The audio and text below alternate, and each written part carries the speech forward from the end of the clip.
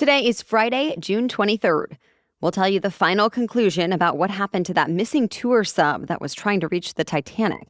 And we'll discuss the criticism over why that tragedy got so much more attention than another one off the coast of Greece. Also, tomorrow marks 1 year since the U.S. Supreme Court overturned Roe v. Wade, how groups on both sides of this issue plan to mark the milestone. Plus, why Canadians will not be able to see any news on Facebook or Instagram.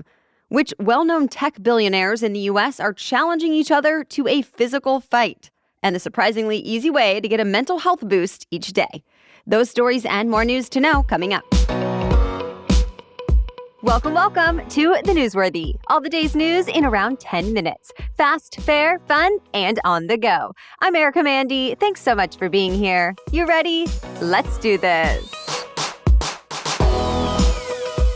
The search and rescue mission for the vessel that disappeared during a tour of the Titanic wreckage has ended. And sadly, everyone on board is believed to have been killed.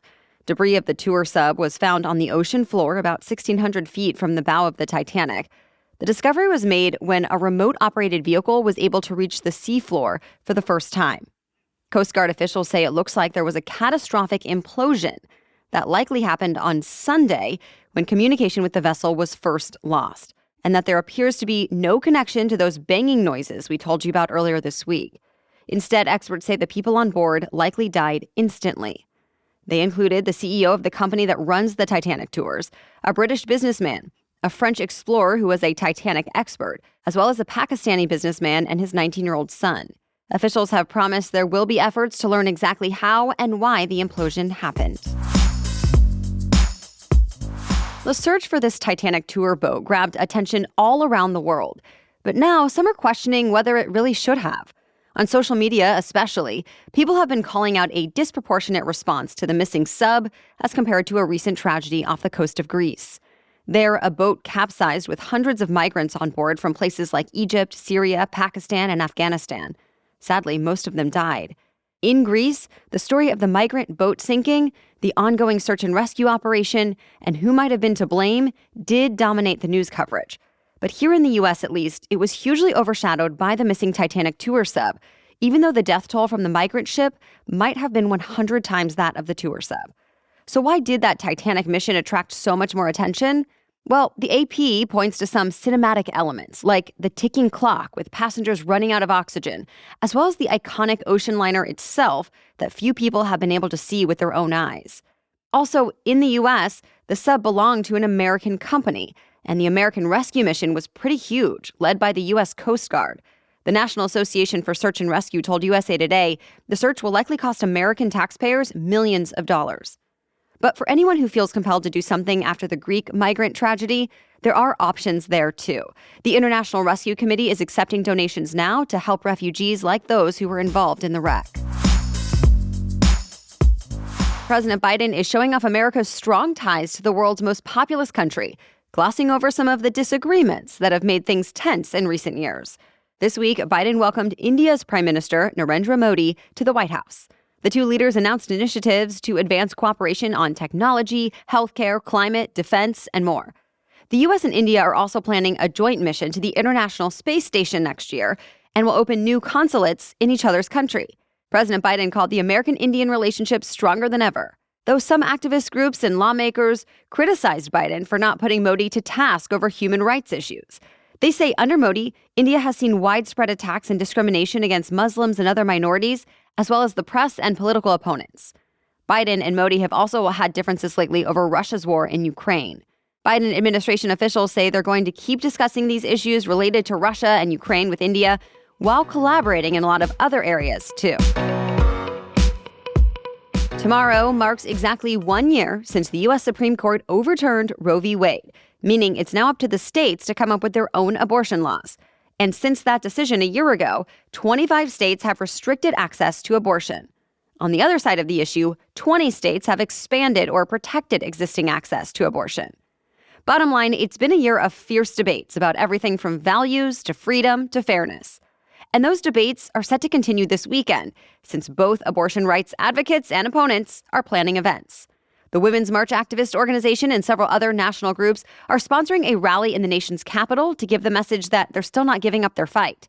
while several organizations on the other side of the issue are planning a rally to celebrate 1 year since the Supreme Court decision. People on both sides are also calling for new laws. Expect this to keep being a big issue on the campaign trail, too, ahead of the next big election in 2024.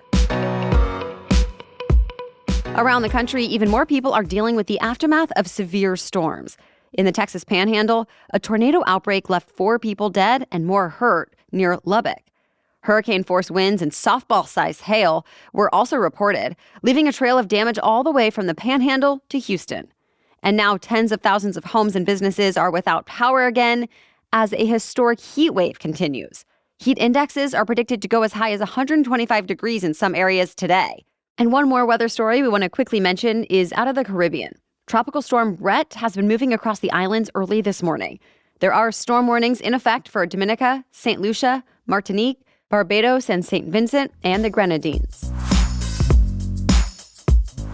We have more news for you coming up, but first, a break for our sponsor. If you've been thinking about a health problem you have, I want you to know that thousands of medical professionals are out there to help, either to give you some peace of mind that everything's okay, or to get you the treatment you deserve. And ZocDoc helps you find the right doctors for you, the kind that both take your insurance and listen like a friend while giving you the expert advice that you need. ZocDoc is the only free app that lets you find and book doctors who are patient-reviewed, take your insurance, are available when you need them, and treat almost every condition under the sun. No more wasting time calling around various doctors' offices only to find out they don't take your insurance or they can't get you in for another 6 months. ZocDoc is set up to help you find quality doctors and avoid all the surprises or unexpected issues. Go to ZocDoc.com/newsworthy and download the ZocDoc app for free. Then find and book a top-rated doctor today. Many are available within 24 hours. That's ZocDoc, ZocDoc.com/newsworthy. ZocDoc.com/newsworthy. Okay, now back to the news. The largest study of the brain disease CTE in athletes is shining new light on what may cause it. And it's not necessarily concussions. In the end, researchers found the best way to tell which football players are most likely to develop cognitive and neurological problems is to look at the collective impact of all the hits to the head they've taken over the course of their careers. And they made it clear that has nothing to do with the number of diagnosed concussions, just how often players are getting hit and how hard, even if they feel fine after most of those hits.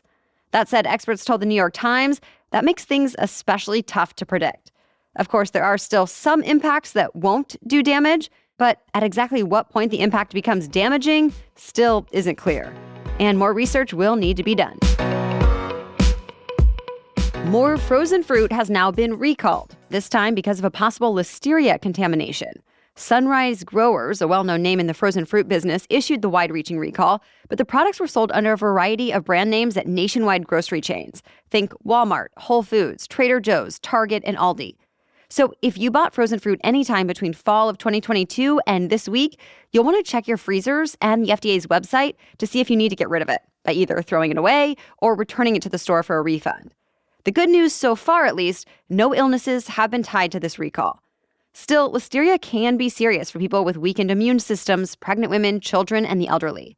And it was just earlier this month when we told you the FDA recalled other frozen fruit bags linked to hepatitis A infections. So we'll link to more information about both recalls in today's episode notes.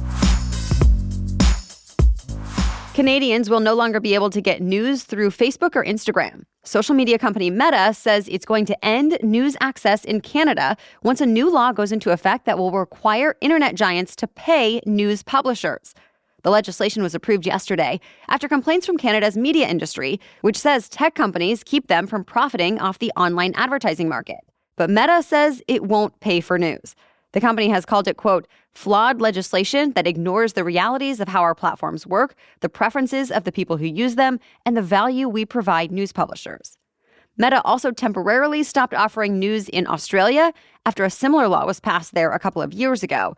But both Meta and Google eventually struck deals with Australian media companies, though it's not clear if that's going to end up happening in Canada as well. Well, here's something we never expected to talk about. A cage match between Elon Musk and Mark Zuckerberg. The two tech billionaires actually agreed to this on social media. And with that, the president of the UFC, Dana White, told TMZ If they're serious, he would establish a pay-per-view event for this fight. This all started because Zuckerberg's company, Meta, is talking about building a rival to Musk's company, Twitter. In response to the plans, Musk tweeted challenging Zuckerberg to a cage match. And Zuck responded to a screenshot of his tweet saying, quote, "Send me location." To which Musk wrote back, quote, "If this is for real, I will do it," and suggested Las Vegas. Even just the possibility of a fight has been generating a lot of buzz. So if a date gets set, actual betting will open up. Stay tuned. Well, that's it for the main news today. So now it's time for Feel Good Friday, when we bring you one extra feel good or positive news story before the weekend. But before we get to that, I want to let you know about our sponsor, AG1, the daily foundational nutrition supplement that supports whole body health. I drink it every day now because I now feel more sustained energy throughout my day since starting it. I can also tell it supports gut health, and I appreciate that it's supporting my immune system too. We're talking 75 high-quality vitamins, probiotics, and whole food-sourced ingredients. I drink AG1 as part of my morning routine before I really get going and start my day. It's easy to put in a to-go cup while I have to run around with my toddler or make breakfast for him, and it makes me feel like I'm also doing something for myself and for my body. It's so easy to make with one scoop mixed with ice water. I personally like a splash of lemon, and in that moment, I have started the day on the right foot. And yes, I have tried a bunch of different supplements, but I love that AG1 is one solution to support whole body health. So if you are looking for a similar effective investment for your health, try AG1 and get 5 free AG1 travel packs and a free 1-year supply of vitamin D with your first purchase. Go to drinkag1.com/newsworthy. That's drinkag1.com/newsworthy. Check it out. Okay, now back to Feel Good Friday. So it turns out one source of mental well-being is all around us.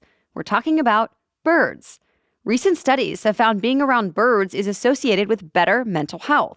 For example, in one, volunteers collected information about their environment and well-being on a smartphone app called Urban Mind. In the end, researchers found a pretty glaring association between seeing or hearing birds and improved mental health, even when accounting for other possible explanations. And the benefits lasted long after the bird encounters. Even if you can't get outside, another recent study found just listening to recordings of bird songs through headphones can alleviate anxiety, depression, and paranoia. So how do you make the most out of these findings? One of the study's authors told the Washington Post, the most important thing is to just be aware. When you go outside, it's as simple as remembering to listen for birds. The study author also suggests whether you listen to birds in the wild or on a recording, just pay attention to the joy you get from it. You might be surprised at what it does for your mental well-being. All right, thank you for listening. Be sure to join us again tomorrow for our special edition Saturday episode. We're talking about how technology has changed Hollywood and its role in the ongoing writer's strike that's already causing some delays of some top TV shows. Then join us again Monday for your next news roundup. For now, thanks again for joining us today and have a great weekend.